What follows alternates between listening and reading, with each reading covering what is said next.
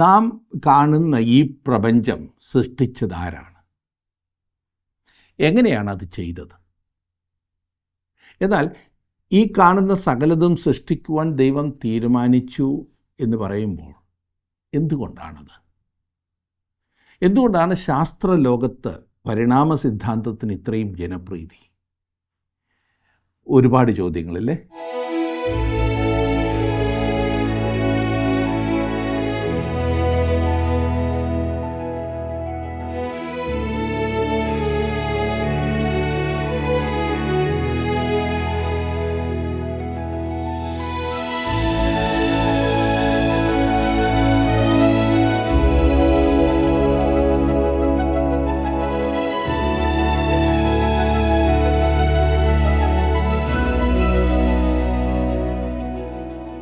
ജീവസന്ദേശം പ്രോഗ്രാമിലേക്ക് നിങ്ങൾക്ക് എല്ലാവർക്കും സ്വാഗതം. മനുഷ്യൻ്റെ ബുദ്ധിക്കും യുക്തിക്കും നിരക്കാത്തതൊന്നും തന്നെ ഉൽപ്പത്തി പുസ്തകത്തിലെ സൃഷ്ടി വിവരണത്തിൽ ഇല്ലെങ്കിലും വിശ്വാസത്താലാണ് ഈ ചരിത്രത്തിന് ആധികാരികത കൈവരിക്കുന്നത്. ആദിയിൽ ദൈവം എന്ന ബൈബിളിൻ്റെ തുടക്കം ശ്രദ്ധിക്കുക. ദൈവം സകലത്തിനും മൂലകാരണമെന്ന സത്യത്തിൽ ഊന്നി മാത്രമേ ഈ ചരിത്ര പഠനം മുന്നോട്ട് നയിക്കുവാൻ സാധിക്കുകയുള്ളൂ എന്ന് ഇത് വെളിപ്പെടുത്തുന്നു. ഉൽപ്പത്തി പുസ്തകം 1-ാം അധ്യായം 1-ാം വാക്യം നമ്മൾക്ക് ഒരുമിച്ച് ചിന്തിക്കാം.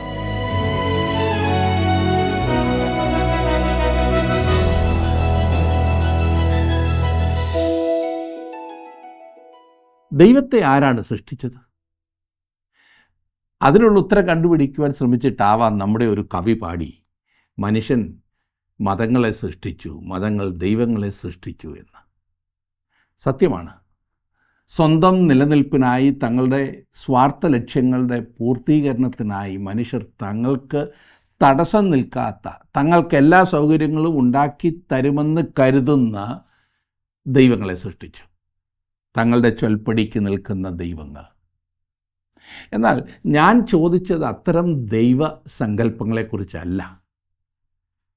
ഈ അഖിലാണ്ടത്തിൻ്റെ സൃഷ്ടാവായ സത്യദൈവം ആരാണ് എന്നാണ് ഞാൻ ചോദിച്ചത്. മതങ്ങൾ അവയുടെ സങ്കല്പത്തിലും സൗകര്യത്തിലുമുള്ള ദൈവങ്ങളെ കണ്ടെത്തി. എന്നാൽ ഞാൻ പറയുന്ന സൃഷ്ടാവായ ദൈവവും മതങ്ങളും തമ്മിൽ യാതൊരു ബന്ധവുമില്ല എന്നാണ് ഞാൻ മനസ്സിലാക്കുന്നത്. ബൈബിളിലെ ഉൽപ്പത്തി പുസ്തകത്തിൽ നിന്ന് തന്നെ നിങ്ങൾക്കത് മനസ്സിലാകും. മുൻവിധികളൊക്കെ മാറ്റിവെച്ചിട്ട് ശ്രദ്ധയോടെ പഠിക്കണം എന്ന് മാത്രം. ഈ അഖിലാണ്ടത്തെയും അതിലുള്ള സകലത്തെയും സൃഷ്ടിക്കേണ്ട ആവശ്യം ദൈവത്തിനുണ്ടായിരുന്നു. എന്നാൽ ഈ കാണുന്ന സകലതും സൃഷ്ടിക്കുവാൻ അവൻ തീരുമാനിച്ചു. എന്തുകൊണ്ട്? കാരണം അത് ദൈവത്തിൻ്റെ സ്വഭാവത്തിൻ്റെ പ്രതിഫലനമാണ്. ദൈവം സ്നേഹമാകുന്നു. സ്നേഹം എപ്പോഴും പ്രകടിപ്പിക്കുന്നത് എന്തിനോടെങ്കിലുമോ ആരോടെങ്കിലുമോ ഒക്കെയാണ്. തൻ്റെ സ്നേഹം പ്രകടിപ്പിക്കുവാൻ ദൈവം ഈ മനോഹരമായ പ്രപഞ്ചത്തിൽ മനുഷ്യനെയും സകല ചരാചരങ്ങളെയും സൃഷ്ടിച്ചു. ഓർക്കുക, ദൈവത്തിൻ്റെ സ്നേഹത്തെ ശാസ്ത്രത്തിൻ്റെ ഉപകരണങ്ങൾ കൊണ്ടോ ശാസ്ത്രീയ പ്രയോഗങ്ങൾ കൊണ്ടോ പരിമിതിപ്പെടുത്തുവാൻ കഴിയില്ല. തൻ്റെ സ്വരൂപത്തിലും സാദൃശ്യത്തിലും സൃഷ്ടിക്കപ്പെട്ട തൻ്റെ മക്കളോടുള്ള സ്നേഹം ദൈവം പ്രകടമാക്കുന്നതാണ് ഉൽപ്പത്തി പുസ്തകത്തിൽ നാം ആദ്യം കാണുന്നത്. അത് കൂടുതൽ വ്യക്തമായി ഗ്രഹിക്കുവാൻ പ്രാർത്ഥനയോടെ നമുക്ക് ഈ പഠനം തുടങ്ങാം. എന്താ? ഉൽപ്പത്തി പുസ്തകം 1-ാം അധ്യായം 1-ാം വാക്യത്തിൽ നാം വായിക്കുന്നു, ആദിയിൽ ദൈവം ആകാശവും ഭൂമിയും സൃഷ്ടിച്ചു. ഏറ്റവും ഉന്നതവും ദാർശനികവുമായ ഒരു പ്രസ്താവനയോടെയാണ് ബൈബിൾ ആരംഭിക്കുന്നത്. എന്നാൽ ഈ കാലത്ത് വളരെയേറെ വെല്ലുവിളികളെ നേരിട്ട് കൊണ്ടിരിക്കുന്ന ഒരു പ്രസ്താവനയാണിത്. ഈ വാക്യത്തിന് ശേഷം വരുന്ന മനുഷ്യൻ്റെ സൃഷ്ടിപ്പും ജന്തുക്കളുടെ സൃഷ്ടിപ്പും ഒഴിച്ചാൽ സൃഷ്ടിപ്പിനെക്കുറിച്ചുള്ള രേഖ ഈ വാക്യത്തിൽ മാത്രമാണ് നാം കാണുന്നത്. ഇത് സൃഷ്ടിപ്പിൻ്റെ വളരെ ചുരുങ്ങിയ ഒരു വിവരണം മാത്രമാകുന്നു. ഇവിടെ ഉയർന്നു വരുന്ന ഏതാനും സംശയങ്ങളുണ്ട്. എന്തുകൊണ്ടാണ് സൃഷ്ടികർമ്മത്തെക്കുറിച്ച് വളരെ ചെറിയ ഒരു വിവരണം മാത്രം നമുക്ക് നൽകിയിരിക്കുന്നത്? ഭൗതിക ശാസ്ത്രത്തെക്കുറിച്ചോ ജ്യോതിശാസ്ത്രത്തെക്കുറിച്ചോ പഠിപ്പിക്കുകയായിരുന്നോ ദൈവത്തിൻ്റെ ലക്ഷ്യം? സകലത്തിൻ്റെയും ഉൽപ്പത്തി എല്ലാ കാലത്തും ഒരു വലിയ വിവാദ വിഷയം തന്നെയാണ്. ഇത് പരസ്പര വിരുദ്ധമായ പല സിദ്ധാന്തങ്ങൾക്കും വഴിതെളിച്ചിട്ടുണ്ട്. കാരണം മനുഷ്യരുടെ അഭ്യൂഹങ്ങളും അവയിൽ ഉണ്ട് എന്നതാണ്. തൽഫലമായി ദൈവത്തിൻ്റെ വ്യക്തമായ ശബ്ദം കേൾപ്പാൻ കഴിയാത്തവണ്ണം മനുഷ്യ ശബ്ദങ്ങൾ ഉയർന്നു നിൽക്കുന്നു. വാസ്തവത്തിൽ സൃഷ്ടിയെക്കുറിച്ചുള്ള വിഷയങ്ങളിൽ രണ്ട് ധ്രുവങ്ങളിൽ അല്ലെങ്കിൽ രണ്ട് എക്സ്ട്രീം പൊസിഷൻസിൽ നിൽക്കുന്ന രണ്ട് കൂട്ടർ ഈ വിഷയത്തിന് മങ്ങൽ ഏൽപ്പിച്ചിട്ടുണ്ട്. ഇവർ തങ്ങളുടെ അനുമാനങ്ങളുടെ കടുംപിടുത്തത്തിലും ദുർവാശിയിലും മനുഷ്യരുടെ ഗ്രഹണശക്തിയെ കലക്കിക്കളഞ്ഞു എന്ന് വേണം ചിന്തിക്കുവാൻ. ഇവരിൽ ഒരു കൂട്ടർ തങ്ങളുടെ സങ്കല്പമായ ജീവശാസ്ത്രപരവും തത്വശാസ്ത്രപരവുമായ പരിണാമം ആകുന്നു സുവിശേഷ സത്യമെന്ന് കടുംപിടുത്തം പിടിക്കുന്നവരാണ്. ഇനി വേറെ കൂട്ടരുണ്ട്. ഇവർ പ്രധാനമായും ചെറുപ്പക്കാരും ധാർഷ്ട്യക്കാരുമായ ദൈവശാസ്ത്രജ്ഞരാണ്. രണ്ട് കൂട്ടരും ബൈബിൾ അടിസ്ഥാനമാക്കിയാണ് വാദിക്കുന്നത്. ഈ രണ്ടാമത്തെ കൂട്ടർ ദൈവം എങ്ങനെയാണ് സൃഷ്ടിപ്പ് നടത്തിയത് എന്ന വസ്തുത തങ്ങളുടെ അസാധാരണ ബുദ്ധിജ്ഞാനത്താൽ തങ്ങൾ കണ്ടെത്തി എന്നാണ് കരുതുന്നതും പ്രചരിപ്പിക്കുന്നതും. ഇവർ ശാസ്ത്രവും ബൈബിളും എങ്ങനെ പൊരുത്തപ്പെടുന്നു എന്ന സിദ്ധാന്തങ്ങളെക്കുറിച്ച് സംസാരിക്കുകയും എഴുതുകയും ചെയ്യുന്നു. കഴിഞ്ഞ കാലത്തെ അനുഗ്രഹീതരായ ബൈബിൾ വ്യാഖ്യാതാക്കളെ പുച്ഛത്തോടെയാണ് ഈ കൂട്ടർ കാണുന്നത്. തങ്ങളാണ് എല്ലാം കണ്ടെത്തിയത് എന്നാണ് അവരുടെ ഭാവം. ദൈവം ഇയ്യോബിനോട് ചോദിച്ച ചോദ്യമാണ് വാസ്തവത്തിൽ ഈ രണ്ട് കൂട്ടരോടും ഇന്ന് ചോദിക്കേണ്ടത് എന്ന് ഞാൻ കരുതുന്നു. ഇയ്യോബിൻ്റെ പുസ്തകം 38-ാം അധ്യായത്തിൻ്റെ 4-ാം വാക്യത്തിൽ നാം വായിക്കുന്നത്, ദൈവം ഇയ്യോബിനോട് ചോദിക്കുകയാണ്, ഞാൻ ഭൂമിക്ക് അടിസ്ഥാനമിട്ടപ്പോൾ നീ എവിടെയായിരുന്നു? നിനക്ക് വിവേകമുണ്ടെങ്കിൽ പ്രസ്താവിക്കുക. വേറൊരു വിധത്തിൽ പറഞ്ഞാൽ ദൈവം മനുഷ്യനോട് പറയുകയാണ്, മനുഷ്യ, നീ പ്രപഞ്ചത്തിൻ്റെ ഉൽപ്പത്തിയെക്കുറിച്ച് സംസാരിക്കുന്നു, എന്നാൽ ഞാൻ ഈ ഭൂമിക്ക് അടിസ്ഥാനമിട്ടപ്പോൾ നീ എവിടെയായിരുന്നു എന്ന് പോലും നിനക്കറിയില്ല. നിൻ്റെ കാര്യം പോലും നിനക്ക് അറിയില്ല. പിന്നെ ഒരു എത്തും പിടിയും കിട്ടില്ല എന്ന് നിനക്കുറപ്പുള്ള കാര്യത്തിൽ എന്തിനാണ് സമയം കളയുന്നത്? ഭൂമിയുടെ ഉൽപ്പത്തിയെ വിശദീകരിക്കാൻ ശ്രമിക്കുന്ന ഒരുപാട് സിദ്ധാന്തങ്ങളുണ്ട്. എന്നാൽ ഈ പറഞ്ഞതെല്ലാം രണ്ട് വിഭാഗത്തിൽ എത്തിച്ചേരുന്നു. ഒന്ന് സൃഷ്ടിപ്പ്, മറ്റേത് അനുമാനം അഥവാ സങ്കല്പം. Creation and speculation. എല്ലാ സിദ്ധാന്തങ്ങളും ഇവയിൽ ഏതെങ്കിലും ഒരു വിഭാഗത്തിൽപ്പെടുന്നതാണ്. ആരെങ്കിലും ഭൂമിയുടെ ഉൽപ്പത്തിയെക്കുറിച്ച് പുതിയതെന്ന് അവകാശപ്പെടുന്ന ഒരു സിദ്ധാന്തം നിങ്ങളോട് പറഞ്ഞാൽ അത് മുകളിൽ പറഞ്ഞ രണ്ട് കൂട്ടത്തിൽ ഏതിൽ വരുമെന്ന് താങ്കൾ കണ്ടുപിടിച്ചാൽ സംഗതി മനസ്സിലാക്കാൻ എളുപ്പമായി. പരിണാമത്തെക്കുറിച്ച് അനേകം സിദ്ധാന്തങ്ങൾ ഇന്നുണ്ട്. എന്തുകൊണ്ടാണ് ശാസ്ത്രലോകത്ത് പരിണാമ സിദ്ധാന്തത്തിന് ഇത്രയും ജനപ്രീതി? കാരണം മനുഷ്യ മനസ്സിന് ഗ്രഹിക്കാൻ എളുപ്പമായ ഒരു അനുമാനത്തിലാണ് അത് അടിസ്ഥാനപ്പെട്ടിരിക്കുന്നത്. അത് വിശ്വസിച്ച് കഴിഞ്ഞാൽ അധികം ചിന്തിച്ച് തല പുണ്ണാക്കണ്ടല്ലോ എന്നാണ് അനേകരുടെയും പക്ഷം. എന്നാൽ കഴിഞ്ഞ കാലത്ത് ജീവിച്ചിരുന്നവരും ഇന്ന് ജീവിക്കുന്നവരുമായ ഒട്ടനേകം പ്രഗത്ഭരായ ശാസ്ത്രജ്ഞന്മാർ പരിണാമ സിദ്ധാന്തത്തെ പാടെ തള്ളിക്കളഞ്ഞിട്ടുണ്ട്. 2 + 2 = 4 എന്ന് പറയുന്നത് പോലെ പരിണാമ സിദ്ധാന്തത്തെ ശാസ്ത്രീയമായ ഒരു പ്രസ്താവനയായി കണക്കാക്കാൻ കഴിയില്ല. അങ്ങനെ വരുമ്പോൾ ഉൽപ്പത്തി പുസ്തകം 1-ാം അധ്യായത്തിൽ കാണുന്ന സൃഷ്ടിപ്പിൻ്റെ വിവരണം നാം വിശ്വാസത്താൽ സ്വീകരിക്കുക മാത്രമാണ് പോംവഴി. അങ്ങനെ അംഗീകരിക്കണമെന്നാണ് ദൈവം ആഗ്രഹിച്ചതും.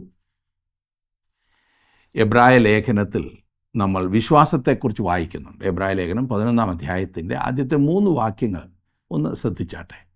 വിശ്വാസം എന്നതോ ആശിക്കുന്നതിൻ്റെ ഉറപ്പും കാണാത്ത കാര്യങ്ങളുടെ നിശ്ചയവും ആകുന്നു. അതിനാലല്ലോ പൂർവന്മാർക്ക് സാക്ഷ്യം ലഭിച്ചത്. ഈ കാണുന്ന ലോകത്തിന് ദൃശ്യമായതല്ല കാരണം എന്ന് വരുമാറ് ലോകം ദൈവത്തിൻ്റെ വാക്കിനാൽ, അതായത് ദൈവത്തിൻ്റെ വചനത്താൽ നിർമ്മിക്കപ്പെട്ടു എന്ന് നാം വിശ്വാസത്താൽ അറിയുന്നു. അപ്പോൾ ചോദ്യം ഇതാണ്, എങ്ങനെയാണ് ഈ ഒന്നുമില്ലായ്മയിൽ നിന്നും എന്തോ ഒന്ന് ഉണ്ടാകുന്നത് അല്ലെങ്കിൽ ഉണ്ടാക്കുന്നത്? അതിനുള്ള ഉത്തരത്തിൽ എത്തിച്ചേരണമെങ്കിൽ 2 വഴി മാത്രം. ഒന്നുകിൽ വിശ്വാസം, അല്ലാത്ത പക്ഷം അനുമാനം അഥവാ സങ്കല്പം. എന്നാൽ അനുമാനം അശാസ്ത്രീയമാണ് അല്ലേ? കാരണം അത് ഊഹാപോഹമാണല്ലോ. ഇനിയും പ്രപഞ്ചത്തിൻ്റെ ഉൽപ്പത്തിയെക്കുറിച്ചുള്ള ചില സിദ്ധാന്തങ്ങൾ നമുക്കൊന്ന് പരിശോധിക്കാം. അതിലേക്ക് കടക്കുന്നതിന് മുൻപ് ഒരു കാര്യം ഞാൻ ഓർപ്പിക്കട്ടെ. ശാസ്ത്ര സിദ്ധാന്തങ്ങൾ നാം അംഗീകരിച്ചേ മതിയാകൂ എന്ന് പറയുന്ന ആളുകളുണ്ട്. അങ്ങനെ പറയുന്നവരോട് എൻ്റെ ചോദ്യം, ഏതാണ് ഈ ശാസ്ത്രീയ സിദ്ധാന്തം? 1806 പ്രൊഫസർ ലയൽ പറഞ്ഞത് ഭൂവിജ്ഞാനീയ സംബന്ധമായ കുറഞ്ഞത് 80 വ്യത്യസ്ത സിദ്ധാന്തങ്ങൾ ഫ്രഞ്ച് ഇൻസ്റ്റിറ്റ്യൂട്ട് എണ്ണിയിട്ടുണ്ട് എന്നത്രേ. ഇവയെല്ലാം ബൈബിളിൽ പറഞ്ഞിരിക്കുന്നതിനോട് ഘടകവിരുദ്ധവുമാണ്. എന്നാൽ ഈ പറയുന്നതിൽ ഒരൊറ്റ സിദ്ധാന്തവും ഇന്ന്, അതായത് 200 വർഷങ്ങൾക്കിപ്പുറം ആരും പരിഗണിക്കുന്നില്ല. ഉൽപ്പത്തി പുസ്തകം എഴുതുവാൻ ദൈവം ഉപയോഗിച്ച മനുഷ്യകരം മോശയായിരുന്നല്ലോ. ഒരുപക്ഷെ സൃഷ്ടിപ്പിനെ സംബന്ധിക്കുന്ന ഇന്നത്തെ ഈ വാദപ്രതിവാദങ്ങളും പൊരുത്തക്കേടുകളുമൊക്കെ കണ്ട് മോശ ചിരിക്കുന്നുണ്ടാകും. കാരണം ഇതൊരു ശാസ്ത്രരേഖയായിട്ടല്ല എഴുതപ്പെട്ടത്. ബൈബിൾ ഒരു ശാസ്ത്രരേഖയായിട്ട് എഴുതിയതല്ല. അതായത് ശാസ്ത്രത്തിൻ്റെ ഉപകരണങ്ങൾ കൊണ്ട് മാത്രം പ്രപഞ്ചോൽപ്പത്തി ഗ്രഹിക്കാൻ കഴിയില്ല. വിശുദ്ധ പൗലോസ് തിമോത്തിയോസിന് എഴുതിയ 2-ാമത്തെ ലേഖനം 3-ാം അധ്യായത്തിൻ്റെ 16-ഉം 17-ഉം വാക്യങ്ങളിൽ നാം വായിക്കുന്നത്, ബൈബിൾ എഴുതപ്പെട്ടതിൻ്റെ ഉദ്ദേശം എല്ലാ തിരുവെഴുത്തും ദൈവശ്വാസീയമാകിയാൽ ദൈവത്തിൻ്റെ മനുഷ്യൻ സകല സൽപ്രവൃത്തിക്കും വക പ്രാപിച്ച് തികഞ്ഞവനാകേണ്ടതിന് ഉപദേശത്തിനും ശാസനത്തിനും ഗുണീകരണത്തിനും നീതിയിലെ അഭ്യാസത്തിനും പ്രയോജനമുള്ളതാകുന്നു. അതായത് ബൈബിളിൽ നൽകിയിരിക്കുന്നത് മനുഷ്യനെ തികഞ്ഞവരാക്കേണ്ടതിനും പക്വതയുള്ളവരാക്കേണ്ടതിനും നീതിയിലെ അഭ്യാസത്തിനുമായിട്ടാണ്. അല്ലാതെ ശാസ്ത്രം പഠിപ്പിക്കാനല്ല, മറിച്ച് മനുഷ്യന് ദൈവവുമായുള്ള ബന്ധം പറഞ്ഞു തരുവാനും മനുഷ്യനെക്കുറിച്ച് ദൈവം ആഗ്രഹിക്കുന്നത് വെളിപ്പെടുത്താനും രക്ഷിക്കപ്പെടുവാൻ മനുഷ്യൻ ചെയ്യേണ്ടത് എന്തെന്ന് കാണിച്ചു തരുവാനുമാകും. ഉൽപ്പത്തി പുസ്തകത്തിൻ്റെ ആദ്യ ഭാഗത്ത് വേണമെങ്കിൽ ഇപ്രകാരം നമുക്ക് എഴുതാവുന്നതാണ്: രക്ഷ പ്രാപിപ്പാൻ ഞാൻ എന്ത് ചെയ്യണം? ഞാനങ്ങനെ പറഞ്ഞതിന് കാരണം അതാണ് ബൈബിൾ അവതരിപ്പിക്കുന്ന പ്രധാന വിഷയം. ഞാനൊന്ന് ചോദിക്കട്ടെ, സൃഷ്ടിപ്പിനെ സംബന്ധിക്കുന്ന ശാസ്ത്രീയമായ ഒരു വിവരണം ദൈവം നൽകിയിരുന്നെങ്കിൽ മോശയുടെ കാലത്ത് ജീവിച്ചിരുന്ന എത്ര പേർക്കത് മനസ്സിലാകുമായിരുന്നു? അതാ, ഇന്ന് ജീവിക്കുന്ന എത്ര പേർക്കത് ഗ്രഹിക്കാൻ കഴിയും? ഇപ്പോൾ തന്നെ ഈ വിഷയത്തിൽ ചില വിശദീകരണങ്ങൾ ഞാൻ നൽകുമ്പോൾ പലരും പറയാറുണ്ട്, ഓ, ഇത്ര ഗഹനമായതൊക്കെ പറയേണ്ട കാര്യമുണ്ടോ? ഇത് ഞങ്ങൾക്കൊന്നും മനസ്സിലാകുന്നില്ല, ഇതൊന്നും കടിച്ചാൽ പൊട്ടുന്നതല്ല എന്നതാണ് പലരുടെയും വാദം. ഇതെല്ലാം വിശദീകരിച്ച് സമയം കളയരുത് എന്ന് എന്നെ ഫോണിൽ വിളിച്ച് പറയുന്ന പലരുമുണ്ട്. ഒരർത്ഥത്തിൽ നിങ്ങൾ പറയുന്നത് ശരിയാണ്. വിജ്ഞാനികൾക്ക് മാത്രമായി എഴുതപ്പെട്ടിട്ടുള്ളതല്ല ദൈവവചനമാകുന്ന ബൈബിൾ, മറിച്ച് എല്ലാ കാലത്തും ജീവിക്കുന്ന എല്ലാ ദേശങ്ങളിലും പാർക്കുന്ന എല്ലാതരം മനുഷ്യരെയും ഉദ്ദേശിച്ച് എഴുതപ്പെട്ടിട്ടുള്ളതാണ് ബൈബിൾ. അഥവാ ഏറ്റവും വിദ്യാഭ്യാസം ഇല്ലാത്ത ഒരാൾക്ക് പോലും ഇത് വായിക്കുമ്പോൾ മനസ്സിലാക്കുവാൻ കഴിയുന്ന വിധത്തിൽ എഴുതപ്പെട്ടിട്ടുള്ളതാണ് ദൈവത്തിൻ്റെ വചനമാകുന്ന ബൈബിൾ. മോശയുടെ കാലത്തെ ശാസ്ത്രീയ വിവരണത്തോടെ അന്നത്തെ സാങ്കേതിക ഭാഷയിൽ ബൈബിൾ എഴുതപ്പെട്ടിരുന്നെങ്കിൽ പണ്ടേ അത് തള്ളിക്കളഞ്ഞേനി. പ്രപഞ്ചത്തിൻ്റെ ഉത്ഭവത്തെ സംബന്ധിക്കുന്ന ഒട്ടനേകം വ്യാഖ്യാനങ്ങൾ മനുഷ്യർ മുമ്പോട്ട് വെച്ചു. അതിലൊന്ന് മായാവാദം ആകുന്നു.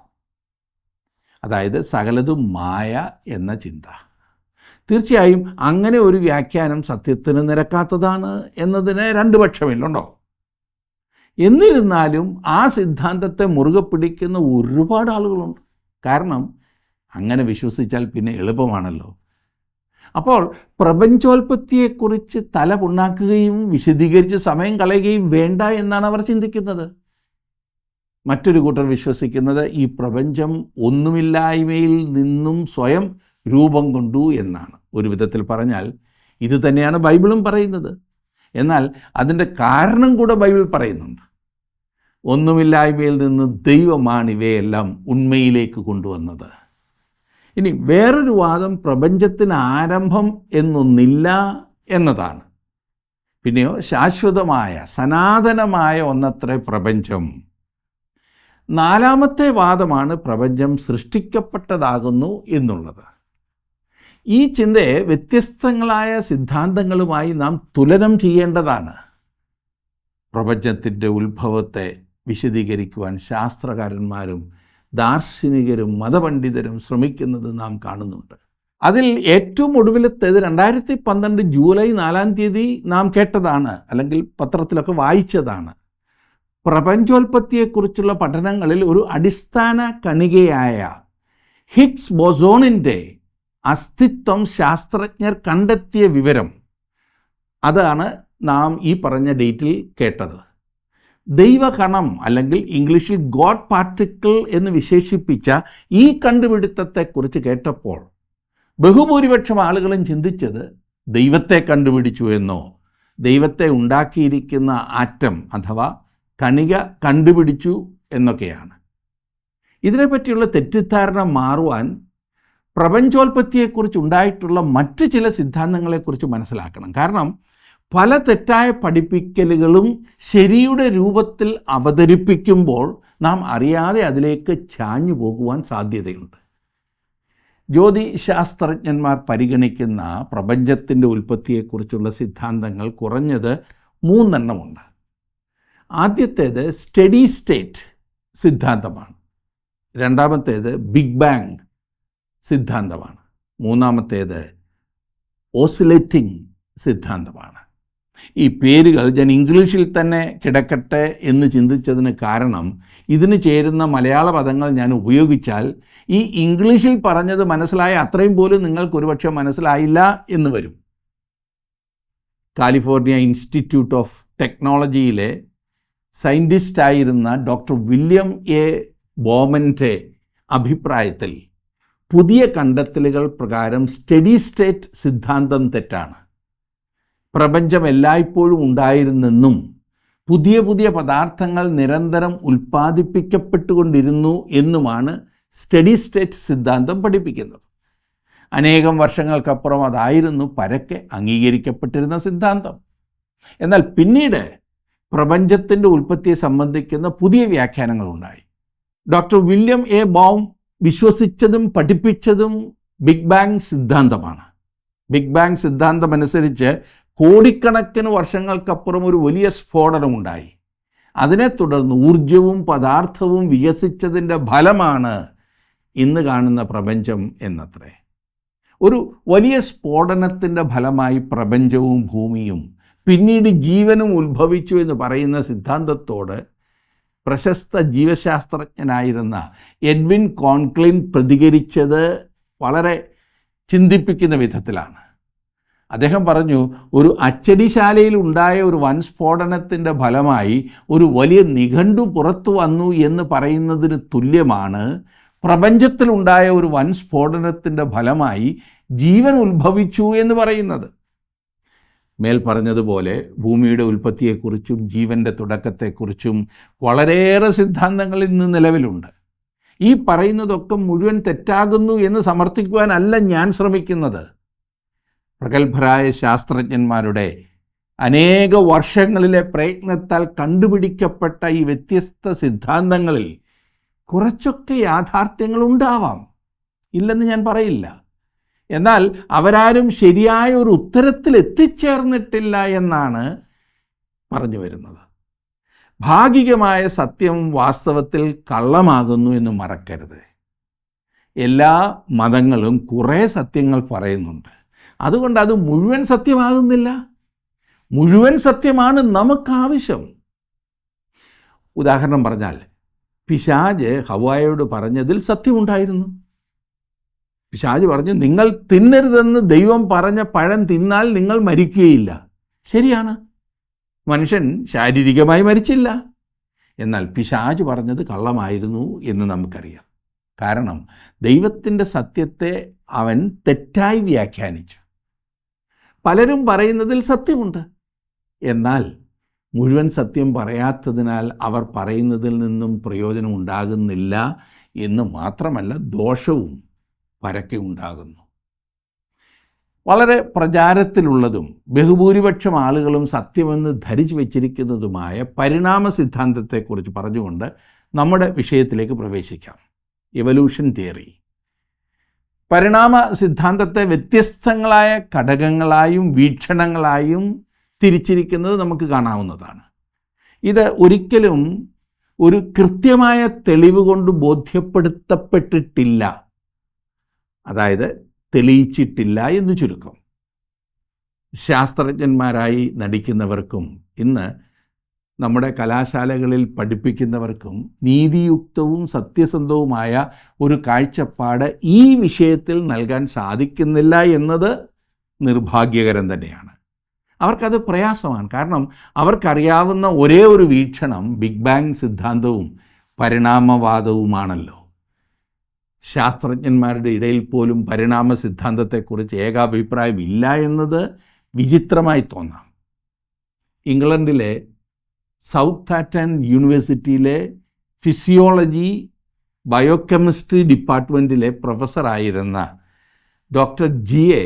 കർക്കറ്റിൻ്റെ ദ ഇംപ്ലിക്കേഷൻസ് ഓഫ് ഇവല്യൂഷനിൽ ഒരു ഉദ്ധരണി ഞാൻ ഇപ്രകാരം കണ്ടു. ഡോക്ടർ കർക്കറ്റ് ഒരു പരിണാമവാദി ആയിരുന്നിട്ടും അദ്ദേഹം ഇപ്രകാരം എഴുതി: ജീവനുള്ള പല ജന്തുക്കളും കാലക്രമേണ മാറ്റങ്ങളിലൂടെ കടന്നുപോയി പുതിയ ഇനങ്ങളായി രൂപപ്പെടുന്നു എന്നൊരു സിദ്ധാന്തമുണ്ട്. ഇതിനെ അസാധാരണമായ പരിണാമ സിദ്ധാന്തം എന്ന് വിളിക്കാവുന്നതാണ്. ഇത് ചിലയിടങ്ങളിൽ പരീക്ഷണത്തിലൂടെ തെളിയിക്കാവുന്നതുമാണ്.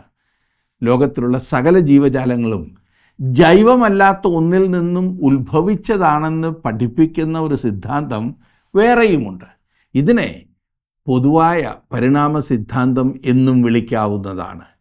ഈ സിദ്ധാന്തത്തെ നാം പരിഗണിക്കുവാൻ ഇതിനെ നിലനിർത്തുന്ന തെളിവുകൾ വേണ്ടത്ര ബലമുള്ളത് അല്ലെന്നും ഇത് പരീക്ഷണത്തിന് ഉതകുന്ന സാങ്കല്പിക സിദ്ധാന്തമായി മാത്രം കണ്ടാൽ മതിയെന്നുമാണ് എൻ്റെ അഭിപ്രായം. ഇത് ഒരു ഉദ്ധരണിയാണ്. പരിണാമവാദിയായിരുന്ന സ്വീഡിഷ് സസ്യശാസ്ത്രജ്ഞൻ ഡോക്ടർ ഹെർബർട്ട് നിൽസൺ ഇപ്രകാരം എഴുതി: പരീക്ഷണങ്ങളിലൂടെ പരിണാമ സിദ്ധാന്തം ശരിയെന്ന് തെളിയിക്കുവാൻ കഴിഞ്ഞ 40 വർഷങ്ങളിൽ ഞാൻ പരിശ്രമിച്ചത് മുഴുവനായും പരാജയപ്പെട്ടു.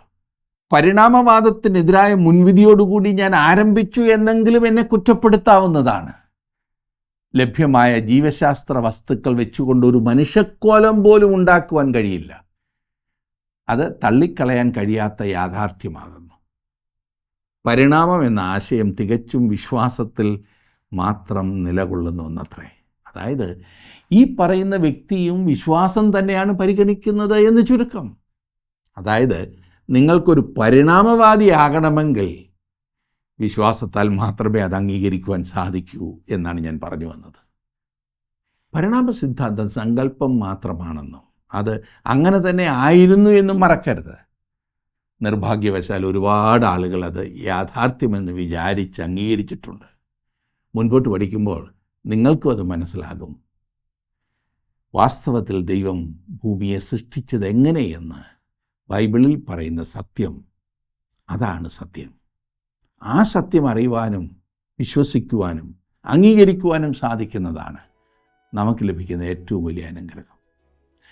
ദൈവം നിങ്ങളെ അനുഗ്രഹിക്കട്ടെ. ഫലകരമായി മുൻപോട്ട് പോകുവാൻ നിങ്ങളെ സഹായിക്കട്ടെ.